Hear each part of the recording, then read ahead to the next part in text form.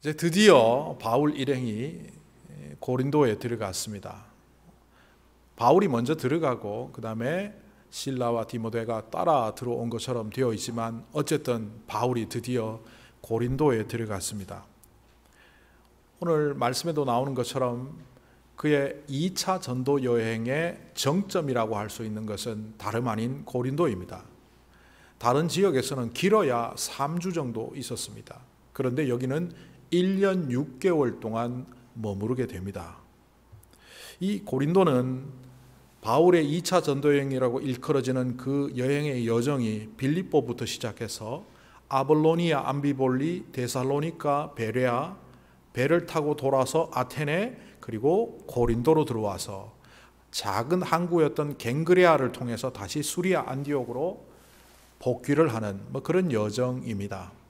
갱그레아에 대한 표현은 거의 성경에 나오지 않기 때문에 이 2차 전도 여행의 마지막 종점이자 정점이 고린도라고 말하는 것은 거의 대부분의 사람들이 동의하는 바입니다.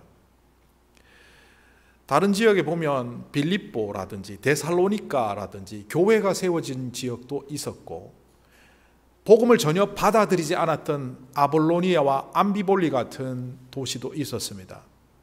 이런 도시들이 결코 작은 도시여서가 아닙니다. 세상의 문명으로 똘똘 뭉쳐 있어서 바울의 복음을 거의 받아들이지 않았던 도시죠. 반면 베레아나 아테네에는 교회는 세워진 것 같지는 않지만 믿는 무리들이 생겨서 이후에도 바울의 편지나 바울의 복음을 전해 들은 것으로 보입니다. 그런데 이 고린도는 바울이 1년 6개월 동안 길게 머무르기도 했지만 인구도 많은 도시이고 죄도 많은 도시이고 또 은혜도 많은 도시. 그래서 이른바 우리가 죄가 많은 곳에 은혜가 많다. 많은 사람들이 이걸 착각하는데 죄가 많은 곳에, 그러니까 죄를 많이 지어야 은혜가 된다 이런 뜻이 아닌데도 불구하고 이 말을 착각하죠. 그런데 그 말씀을 고린도에 적용해 보면 고린도는 철저히 타락한 도시였는데 바울이 복음을 전한 이후 그 도시가 변화하기 시작했다는 겁니다. 그래서 이른바 빌립보, 데살로니가 지역에 비하여 굉장히 큰 교회가 형성된 부흥하는 지역이었다는 것을 볼 수 있습니다. 그런데 저는 고린도 하면 두 가지가 떠오릅니다. 개인적으로. 첫째는 예전에 학생 시절에 배웠던 코린토 양식입니다. 그때 막 외우느라고 막 했는데 나중에 보니까 그 코린티안 양식이 이 고린도를 말하더라고요. 석주가 있으면 석주 위에 보면 장식을 보면 이게 도리아식인지 이오니아식인지 코린토 양식인지 구별이 됩니다. 이게 고대 그리스 석주 모양을 보고 분류를 하죠. 가만히 가서 보시면 네모 번듯하게 아무 장식이 없으면 심플한 도리아식, 거기에 양머리처럼 이렇게 둥글게 끝이 말려 있는 게 이오니아식, 그리고 정신사납게 좋게 말하면 화려하고 아주 아름답게 장식되어 있는 그 양식이 바로 고린도 양식입니다. 그걸 보면 옛날부터 고린도는 문화와 예술이 발달한 도시였고 그 문화와 예술을 기반해 줄 수 있는 재정적인 여건, 경제적인 상황이 굉장히 좋았다는 것을 볼 수 있습니다. 제가 기억하는 고린도 두 번째는 제가 한 10몇 년 전에 아테네에서 고린도로 내려가다가 구고린도 시가로 접어드는 한 다리에 서게 되었습니다.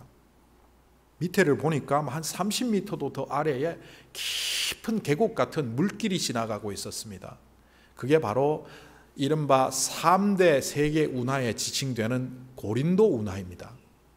이 고린도 운하는 파나마 운하나 수에즈 운하에 비하여 역사가 엄청나게 깁니다. 근대 현대 문명에 만들어진 다른 운하에 비하여 이 고린도 운하는 고대 그리스 시대 때부터 설계가 되었고 또 실패했지만 네로 황제 때 다시 1세기 때 시작을 했지만 완성은 18세기 19세기에 와서 이르렀고 지금은 관광 운하로서 그 기능을 하고 있는 그런 운하입니다. 그런데 이 2000년 전에 2100년 전에 이 운하를 설계한 사람들이 바로 고린도 사람들입니다. 그래서 고대 고린도는 문화와 문명, 경제적인 상황뿐만 아니라 건축과 문명이 다른 지역에 비하여 압도적으로 앞서 있던 지역임을 그런 것들을 통해서 볼 수 있습니다. 아마 가서 보시면 이 운하의 길이가 이쪽부터 저쪽까지 6.2km, 깊이가 수심 10m에 폭은 25m에서 굉장히 큰 운하를 볼 수 있습니다. 그런데 바울이 방문했던 당시의 고린도는 어떠했는지 또 그 입장에서 우리가 좀 볼 필요가 있습니다. 바울이 방문하던 당시의 고린도는 항구 도시로 번영하던 도시였습니다. 한번 고대에 흥왕했다가 로마의 정복군에 하여 괴멸됐다가 BC 27년 로마의 속주로 다시 한번 일어서게 됩니다.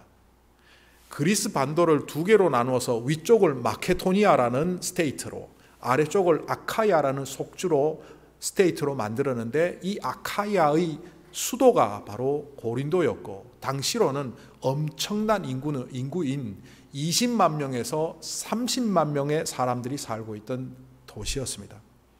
그런데 이 도시의 메인 갓은 아프로디테였습니다.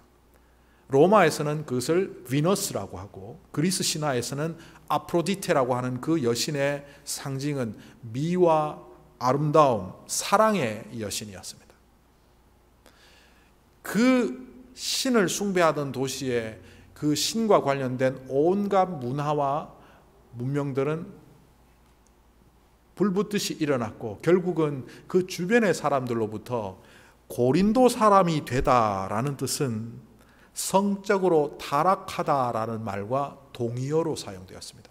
내가 고린도에 산다 이 말은 나는 성적으로 타락한다라는 말과 같다는 거죠. 고린도의 처자다 이렇게 말하는 고린도의 아름다운 아가씨라는 말은 곧 성매매하는 여성을 의미하는 단어로 당시에 사용되었습니다. 왜 그랬느냐? 아프로디테 신전에는 가장 잘 나갈 때는 1000명도 넘는 여사제들이 있었습니다. 이름하여 여자사제라고 붙였지만 오늘날 우리식으로 말하면 성매매하는 여성들입니다. 남자 숭배자들이 재물을 갖고 재물을 바치면 그들과 몸을 섞는 일을 하던 것이 바로 그 신전이었습니다.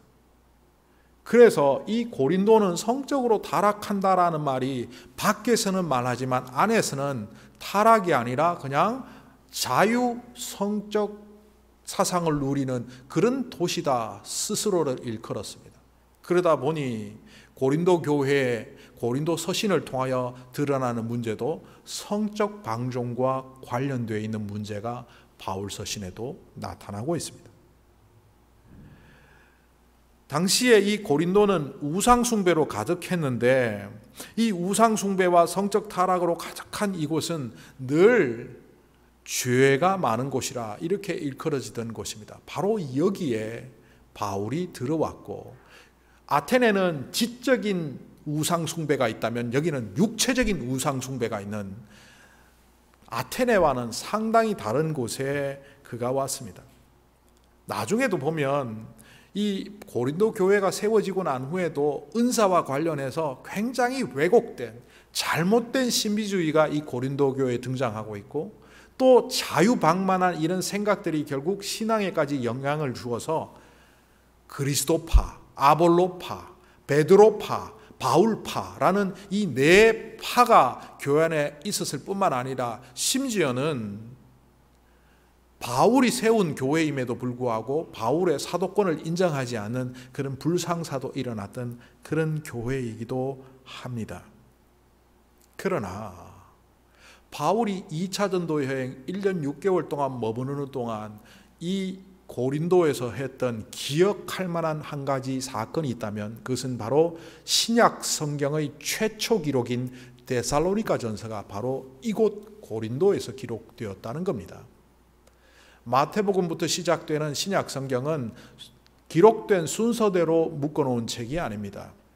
신학자들의 연구에 의하면 데살로니가 전서가 가장 먼저 쓰여졌고 바울 서신의 묶음이 신약 성경의 가장 최초 기록이라는 겁니다.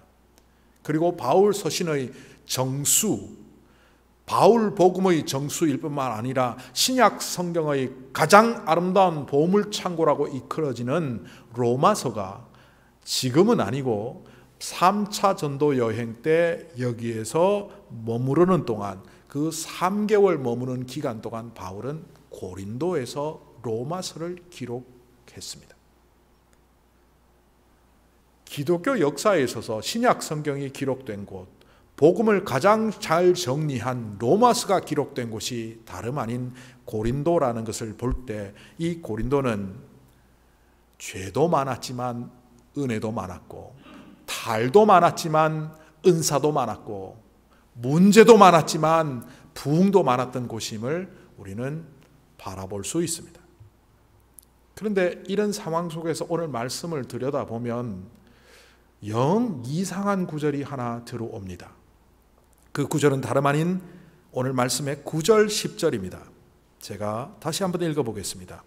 그런데 어느 날 밤에 환상 가운데 주님께서 바울에게 말씀하셨다.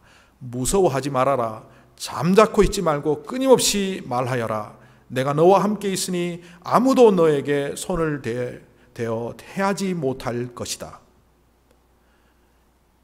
환상 중에 나타난 주님의 음성을 통하여 바울이 현재 어떤 상황인지를 파악할 수 있습니다. 바울은 지금 무언가를 굉장히 두려워하고 있고 무서워하고 있어서, 심지어는 그 두려움과 무서움 때문에 바울이 한 번도 쉬지 않았던 복음 사역을 멈춘 상태로 있다는 겁니다. 왜 이럴까? 우리는 이미 앞에서의 전도 여정을 보았기 때문에 알고 있습니다. 데살로니가에서 깡패들을 동원해서 바울을 해치려고 할 때 야반 도주하듯이 빠져나와 숨죽이고 있어야 되는 베레아 성에서 바울은 어떻게 합니까? 복음을 전하다 결국 데살로니가까지 그 소식이 들어가서 그 깡패들이 베레아까지 몰려와서 난리를 치니까 베레아 성도들이 바울을 가이드를 붙여서 배편으로 아테네로 도피시키지 않습니까? 그때는 워낙 화급한지라 실라와 디모데는 그냥 놔두고 바울 혼자 도피하게 했던 그 이야기 아시죠? 그렇다면 아테네에 가서 그는 잠잠히 있어야 합니다. 그런데 아고라에 가서 수많은 사람들과 논쟁하다 결국 법정에까지 서는 이야기를 우리는 이미 목격하지 않았습니까? 그 어떤 위협이 와도, 그 어떤 상황 속에서도 그는 두려워하기보다는 오히려 복음 전하기를 쉬지 않았던 사람이 사도 바울입니다. 그런데 오늘 고린도에서 그가 보여주는 모습은 지극히 두려워하고 있고 무서워하고 있고 좌절하고 있고 넘어져 있고, 그래서 그가 한 번도 쉬지 않았던 복음 전하는 것을 멈춘 상태로 하나님이 그를 찾아와 무서워하지 마라. 내가 너와 함께 있으니 아무도 너를 해하지 않을 뿐더러 너는 그러니까 쉬지 말고 복음을 전하여라 라고 말씀하실 정도입니다. 도대체 그가 두려워하는 게 뭡니까? 그 실마리를 풀어가기 위하여 4절부터 다시 한번 볼 필요가 있습니다. 바울은 안식일마다 회당에서 토론을 벌이고 유대 사람과 그리스 사람을 설득하려 하였다. 실라와 디모데가 마게도니아에서 내려온 뒤로는 바울은 텐트 만드는 일을 접고 오직 말씀을 전하는 일에만 힘을 썼다. 이전까지는 혼자 하다 보니 생활비도 벌고 사역도 하다 보니 파트타임으로 사역을 하다가 이제는 풀타임으로 사역을 한다, 그런 의미로 볼 수 있습니다. 예수가 그리스도이심을 유대 사람들에게 밝히 증언하였고, 그런데 유대 사람들은 반대하고 비방하였으므로 바울이 그의 옷에서 먼지를 떨고서 그들에게 말하였다. 여러분이 멸망을 받으면 여러분들 책임입니다. 내 잘못이 아닙니다. 그리고 나는 이제 유대인들에게 복음을 전하지 않고 이방인에게 갈 것입니다. 다르게 말하면 나는 이제 유대인들에게 복음을 전하지 않고 상종도 하지 않겠습니다. 이건 어떤 때 하는 말입니까? 심각하게 마음의 상처를 입고 타격을 입었을 때 하는 말입니다.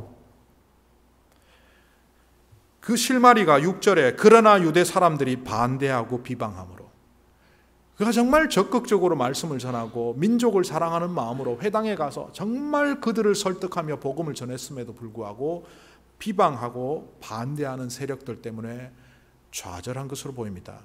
그런데 여기 비방과 좌절이라고 되어 있지만 뒤에 나오는 12절, 아직 읽지 않은 그 본문과 연결해서 보면 유대 사람들의 한 패가 바울에게 달려들어 그를 재판장으로 끌고 갔다라고 한 것을 보면 요즘식으로 쉽게 얘기하면 굉장히 조직적이면서도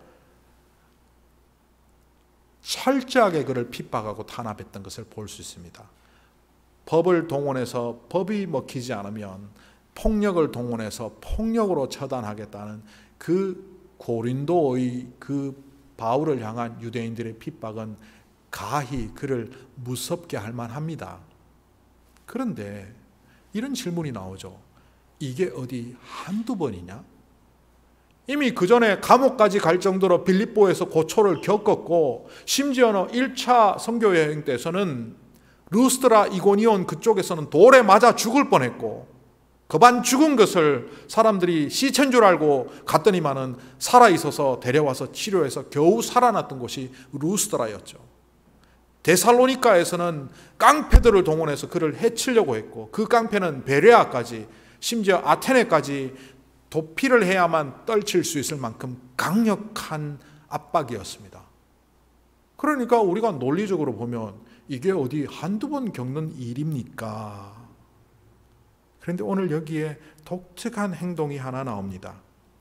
그게 뭐냐 하면 유대 사람들이 반대하고 비방할 때 바울은 그의 옷에서 먼지를 털어버렸다. 마태복음 10장 14절에 보면 예수님께서 제자들을 둘씩 짝지어서 보내시고 그 가버나움을 중심으로 한 그 동네에 제자들을 파송하는 장면이 있습니다. 그때 여러 가지를 당부하셨습니다. 돈을 갖고 가지 마라. 그리고 너희들의 식량은 하나님께서 공급해 주실 것이다. 그리고 이런 말을 덧붙이셨습니다. 10장 14절, 누구든지 너희를 영접하지도 아니하고 너희 말을 듣지도 아니하거든 그 집이나 성에서 나가 너희 발의 먼지를 떨어버려라. 예수님은 발의 먼지를 떨어버리라고 했습니다. 이 말은 그곳으로 다시는 발길을 돌리지 말라는 뜻입니다. 그런데 바울은 발의 먼지를 떨어버리는 행동을 하기보다는 옷의 먼지를 털어버립니다. 자, 유대인의 생활 습관 중에 우리랑 비슷한 것이 있습니다. 내가 정말 싫어하는 사람이 나를 만질 때 우리 어떻게 합니까? 와서 만져요. 만지지 마. 왜 건드려? 그리고 우리 옷 털지 않습니까? 이거와 비슷한 겁니다. 너와 나는 이제 상관없어. 너와 나는 이제 끝이야. 바로 그런 행위를 바디랭귀지로 보여주고 있습니다. 그리고 이렇게 말합니다. 당신들 지옥 갈 거야. 그리고 그거 내 책임 아니야. 너희들 책임이야. 그리고 너희들 이제 지옥 가더라도 복음 안 전할 거야. 어떻게 보면 굉장히 이상한 표현입니다. 사도 바울이 하기에는 적당하지 않은 표현이 나옵니다.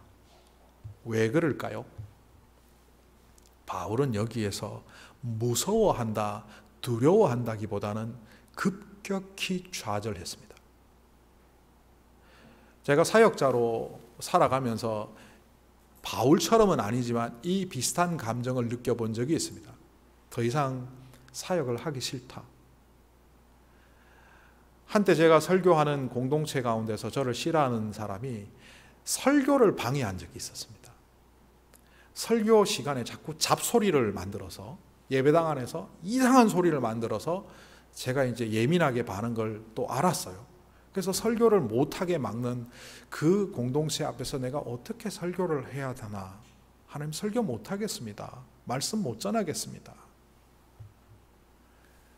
바울이 겪었던 것은 그거와 비교할 수 없겠죠. 말씀을 전하는 곳마다 찾아와서 법적인 방법을 동원해서 폭력적인 방법을 동원해서 그의 앞길을 막는 것이 한두 번이 아니다 보니 어느새 그는 빌립보에서, 데살로니가에서, 베레아에서, 그리고 고린도까지 마케도니아와 아카이의 전도 여행은 실패했다라고 생각한 겁니다. 나는 이제 더 이상 사역자로 갈 마음이 없어. 그래서 그는 복음 전하는 것을 멈추어 버렸습니다. 우리도 살다 보면 믿음을 가진 사람이라고 하지만 육체의 질병이 오거나 어떤 사람의 굉장한 잘못된 행위를 통하여 내가 고통을 당할 때 실망이 되고 좌절이 되고 실족하지 않습니까? 어떤 사람이 실족하고 좌절한 걸 갖고 정죄하더라고요. 안 그런 사람이 아예 믿음 가진 사람이 왜 그러느냐고. 김집사, 박집사, 이집사 그거 잘못된 거야. 아니 목사가 그럴 수 있냐고. 장로가 그럴 수 있냐고. 오히려 정죄하는 사람들이 있는데 저는 그렇게 보지 않습니다. 왜? 하나님이 그렇게 보지 않기 때문입니다. 우리가 믿음 생활하다가 좌절할 수 있고 실망할 수 있고 넘어질 수 있습니다. 그때 하나님은 똑바로 하지 못하고 이게 뭐야? 목사가 되어서 제게 그렇게 말씀하신 적이 없었습니다. 그래, 힘들지. 그러나 내가 너와 함께 한다는 것을 잊지 말아라. 결국 다시 우리가 일어설 수 있도록, 다시 그 마음으로부터 벗어나 자유를 누릴 수 있도록 길을 열어놓으신 분이 우리 주님이십니다. 애증의 관계에 있던 유대인들의 그 압박이 거듭거듭 찾아오다 보니 이제는 꼴도 보기 싫은 심정으로 모든 것을 안 하고 싶은 바울이 되었지만, 주님께서는 환상 중에 그에게 찾아와서 내가 너와 함께하기 때문에 아무도 너를 해할 수가 없고, 네가 실망하여 두려워하며 어려움 가운데 빠져 있다는 것을 내가 알지만, 그러나 곧 벗어나도록 처방을 내리는데, 마음이 내킨다고 복음 전하고 마음 안 내킨다고 복음 안 전하는 것이 아니라 내키지 않더라도 복음을 전하는 걸 멈추지 마라. 그러면 그것을 통하여 네가 회복될 것이다. 대부분의 사람들은 어떻게 생각합니까? 하나님이 내 마음을 회복시켜 주시면, 내 상황을 바꾸어 주시면 내가 하나님 일하겠습니다. 하나님께서 나에게 불을 토하듯이 설교할 수 있는 그런 마음을 주시면 제가 설교 준비 잘해서 설교하겠습니다. 이렇게 말하지만 하나님의 처방은 그게 아닙니다. 오늘 바울에게 뭐라고 말씀하십니까? 나는 너와 함께한다. 다르게 말하면 내가 너를 책임지고 나는 너의 편이다 라고 말씀하시는 거죠. 기름 부음 받은 사람들이 구약 성경에 등장하는데, 대제사장을 비롯하여 왕들은 기름 부음을 받았습니다. 이스라엘의 첫 번째 왕이었던 사울이라는 사람도 사무엘을 통하여 기름 부음을 받았고, 그의 아들은 아니지만 2세 아들이었던 다윗이라는 사람도 그 다음 왕으로 이미 사무엘을 통하여 기름 부은 사람이었습니다. 그런데 기름 부음 받은 자였던 이 사울 왕은 그게 못마땅했습니다. 아니, 내 아들이 다음 왕이 되어야 되지 왜 다윗이 왕이 될까? 논리적으로 보면 골리앗을 물리치고 국민적 영웅이 되고, 또 한편으로 사울의 사위이기도 한 대장군 다윗은 다음 내 왕이 될 만한 합니다. 그런데 이 상황을 사울이 수용하지 않습니다. 다르게 말하면 자기가 이해되지 않는다고, 자기 마음에 들지 않는다고, 마음에 내키지 않는다고 순종하지 않습니다. 그러다 그는 평생을 다윗을 죽이기 위하여 칼을 가는 사람, 그리고 다윗을 죽이려고 하다가 수많은 제사장과 수많은 백성들을 함부로 도륙한, 그러다 전쟁터에서 자결하듯 죽을 수밖에 없었던 멸망한 자가 되었습니다. 반면 어우러하기 짝이 없는 다윗은 하나님이 기름 부으셨는데 왜 나를 왕으로, 왕궁에서 제왕 수업을 하시는 게 아니라 들판으로, 동굴로, 심지어는 골리앗의 고향까지 도망가게 하셔서 비류한 사람들과 어울리고 존귀한 사람들은 내 주변에 하나도 없고 왜 이런 사람들과 어울리게 하느냐라고 원망할 만한데 그러지 않았습니다. 그래서 비류들을 모아서 그들을 돕다 보니 어느새 그들 또한 다윗을 돕는 용사들이 되었고, 나중에 다윗 왕국을 형성하는 데 있어서 가장 유력한 400명의 용사들이 그 그룹에서 나오게 되죠. 또한 다윗은 나를 기름 부으시고 사울 왕을 기름 부으실 때는 하나님의 뜻한 바가 있다.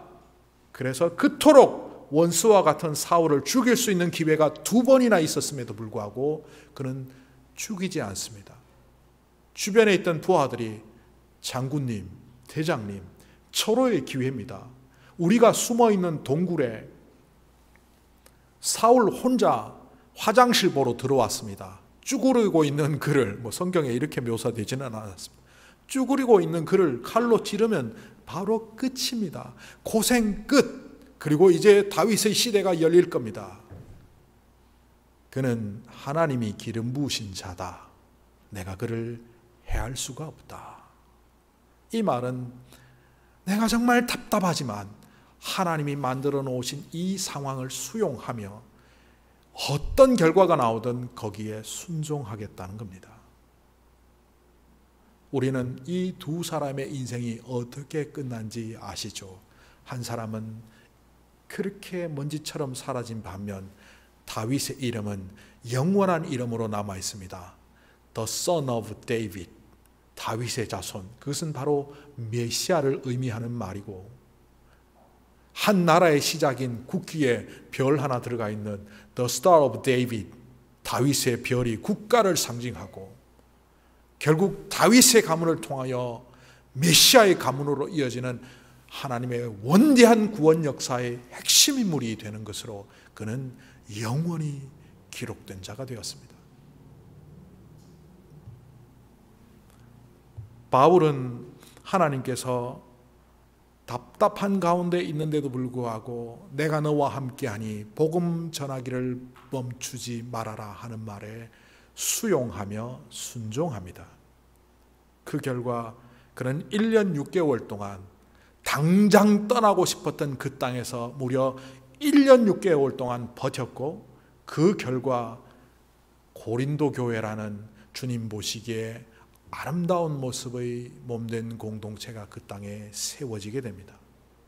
뿐만 아니라 그와 천막 만드는 것을 동업했던 아굴라와 브리스가를 동력자로 세우게 되고, 그 동력자들과 에베소에 가서 결국 에베소 교회, 바울 사역의 최고 중에 최고라고 할 수 있는 에베소 교회를 세우는데 초석 같은 인물인 브리스가와 아굴라를 그곳에서 만나게 됩니다. 주님의 말씀을 순종한다, 수용한다는 것은 무엇일까요? 마태복음 25장에 보면 가장 작은 자에게 한 것이 나에게 한 것이라 라고 되어 있습니다. 그때 가장 작은 자라고 하는 헬라어가 미크로스, 미크로이, 복수로는 미크로이입니다. 단수로는 미크로스입니다. 마이크론, 그 영어의 어원이죠. 가장 작은 자, 크기를 말하는 게 아닙니다. 이걸 어떤 사회학적 용어로 가장 이 땅에서 연약한 자를 말하기도 하고 가난한 자를 의미한다고 말하기도 하지만 오늘은 다르게 해석하기를 원합니다. 나에게 가장 작은 자는 내 마음에서 지우고 싶은 자입니다. 내가 가장 혐오하고 미워하는 자입니다. 바울에게 있어서 유대인은 자기를 압박해왔던 핍박해왔던 그들은 지워버리고 싶은 자들이었고 멸망받을 자들이었고 마음속에 증오하는 자들이었습니다. 바로 그 가장 작은 자를 섬길 수 있는 마음을 회복하도록 주님은 바울을 이끄셨습니다. 그래서 그 이후 바울의 사역은 더욱더 성숙해집니다. 고린도 전서는 물론이고 데살로니가 전서, 로마서, 에베소서를 비롯한 그의 그 이후에 등장한 서신들을 통하여 고린도 교회뿐만 아니라 데살로니가 교회뿐만 아니라 로마, 에베소 수많은 교회들이 교회란 무엇인지, 하나님은 어떤 분이신지를 그의 성숙한 서신들을 통하여 경험하게 됩니다. 하나님께서 내가 너와 함께 하겠다 하셨던 말씀은 이미 구약에서 하셨고, 그게 가장 상징적으로 잘 드러난 말씀은 예수님이 이 땅에 태어나실 때 그의 이름을 임마누엘이라 하라 했던 임마누엘이라는 말 속에 정확히 드러납니다. 임, 함께, 아누, 우리와, 엘, 하나님께서. 영어로 직역하면 God with us. 하나님이 늘 우리와 함께 하신다고 하는데 우리는 못 느낍니다. 가나안 땅에 들어가기 위하여 요단강을 건너기 전 여호수아와 그 이스라엘 사람들은 두려움 속에 있었습니다. 그들이 첫 번째 맞닥뜨린 성이 철옹성, 그 누구도 이길 수 없다고 말하는 여리고성이었기 때문입니다. 그래서 그들은 2명의 정탐꾼을 보냅니다. 정탐꾼이 보내고 돌아왔음에도 뾰족한 공격 방법이 없습니다. 그래서 하나님께 기도하는 그들에게 하나님은 여호수아를 통하여 묘법이라는 방법을 가르쳐 주십니다. 그것은 아무 소리 하지 말고 하루에 한 바퀴씩 6일을 돌다가 7일이 되면 7바퀴를 돌고 13바퀴가 끝나는 그 순간 함성을 지르라. 이게 뭐야? 합리적이고 논리적인 생각을 하는 사람들은 이제 여호수아 장군도 끝났구만.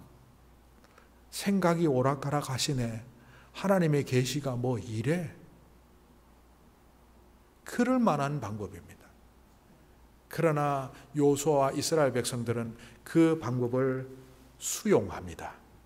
그러나 수용하는 것으로 그치지 않고 그걸 그대로 실천하는 순종의 태도를 보입니다. 우리는 이미 결과를 알고 있지요. 여리고는 보란듯이 손 하나 대지 않았는데도 하나님의 능력으로 무너져 내렸습니다. 성경의 수많은 사건을 통하여 또 바울의 삶의 현장을 통하여 좌절하고 실망하고 넘어지기 쉬운 우리들의 인생을 격려하며 위로하며 다시 한번 일어서라는 주님의 음성을 여러분들은 왜 듣지 않으십니까? 오늘날 이 시대가 여리고를 직면했던 그 이스라엘 사람들보다 더 힘듭니까? 오늘날 우리 한울림 교회가 처해 있는 이 상황이 고린도 교회처럼 복음 전하기 더 어려운 상황입니까? 우리의 삶이 바울처럼 끊임없이 공격해오는 적들의 공격 속에서 마음에 상처 입고 넘어져야 되는 그런 상황입니까? 하나님은 이 약한 상황 속에 넘어져 있는 우리들에게도 여호수아가 두려워할 때 모세를 이어 민족의 지도자가 된다고 할 때 하나님께서 찾아와 이렇게 말씀하셨죠. 두려워하지 마라. 내가 너와 함께함이니라. 두려워하는 바울 속에도 찾아오셔서 주님이 말씀하십니다. 두려워하지 마라. 내가 너와 함께함이니라. 이 땅을 살아가는 우리들에게도 주님은 오늘 이 바울의 이야기를 통하여 동일하게 말씀하십니다. 무서워하지 말라. 두려워하지 마라. 내가 너희들과 함께한다. 영원히. 오늘도 우리는 하루하루를 마치 버리듯이 살아갑니다. 하루 보내고 또 하루 보내고 뭐 내일 새날이 오겠지. 불순종하며 의욕 없이 그렇게 터덕터덕 살아가는데 얼마 전에 보았던 한 책 제목이 제 정신을 번쩍 들게 하더라고요. 책 제목이기도 하고 요즘 가장 유행하는 말 중에 하나이기도 한 그 말은 이렇습니다. 네가 헛되이 보낸 오늘은 어제 죽은 자가 그토록 그리던 내일이다.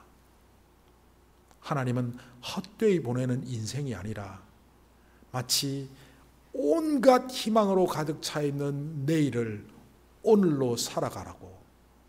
오늘도 저와 여러분에게 내가 너와 함께한다. 너의 문제를 책임지겠다. 너희는 나의 백성이다. 하며 위로하십니다. 기도하겠습니다.